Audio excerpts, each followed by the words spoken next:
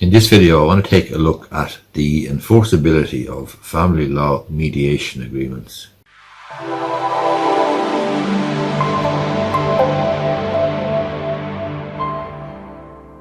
So, mediation, family mediation, is a very good idea, it's a very good service, and there is a free mediation service provided by, I think it's the Courts Service or the Family Mediation Service. If you Google it, you'll find it.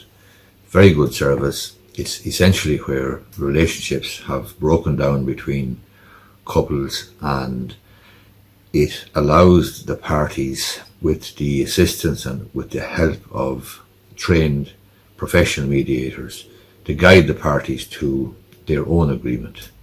And they'll be looking to reach agreement about property, maintenance, custody, access in relation to children, and so forth. So essentially, they recognise that the relationship perhaps has broken down or is in a very sticky spot, and they may be mediating with a view to perhaps a separation. There's a Mediation Act then of 2017, and it essentially says that the parties shall determine if and when a mediation settlement has been reached between them, and whether the mediation settlement is to be enforceable between them. In other words, there will be no legal effect unless the parties agree that that's the case. Now, it is the situation that it will have the effect as a contract between the parties unless they have decided to not have it enforceable and not to have legal effect without some further step taken. And that is generally the situation, because the Law Society recommends solicitors to insert a clause in the mediation agreement which says, we are signing the mediation settlement in recognition of completion of our mediation.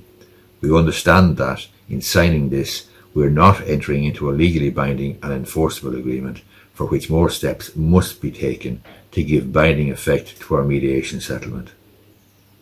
In other words, the Law Society recommends that solicitors will assist people who have arrived at settlements through mediation, but that the mediation itself will not have a legal effect and will not be legally binding unless some further step is taken. And the further step that's taken, quite frankly, would be for each party then to go to a solicitor and to discuss with them the import and the significance of the various things that they've agreed to in the separation or in the mediation agreement. So solicitors need to ensure clients know that mediation then is a voluntary process to arrive at a negotiated solution for the parties. But the critical thing is that it is not legally enforceable, because generally there will be a clause or provision in the agreement that they're arriving at it all right. They're arriving at a mediation settlement in recognition of completion of the mediation, but that they recognise also that they are not entering into a legally binding and enforceable agreement. They must take further steps, and as I say, the further steps will be to go to a solicitor and get advice about the mediation settlement agreement that they've arrived at.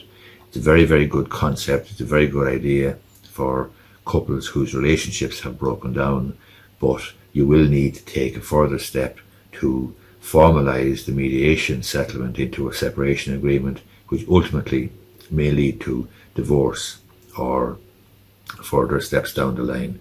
But separation agreement obviously is legally binding and enforceable. Hope you find this video useful. If you do, give it a thumbs up down below, and you may be interested in subscribing to my YouTube channel.